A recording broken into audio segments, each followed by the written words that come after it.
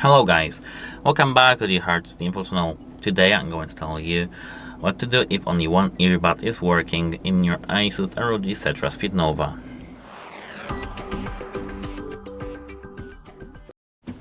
So at first, locate the not working earbud. If it's, for example, the left one, take it out of the case and check if here on this, as you can see, metal pods, you do have some dirt, and here if you do have some dirt too. If you do, clean it with soft brush.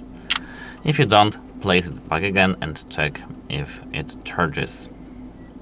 If it does, that's nice, we can move to the next step, but if it don't, you have to just go to the authorized service and have them repaired. This is a technical issue that we can't fix by ourselves.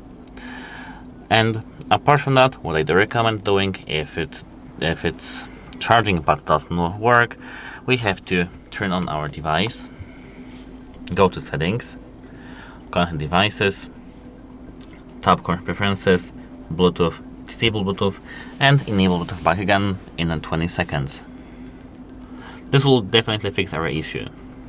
If it still doesn't, click the volume up and power right here and tap restart and restart your phone.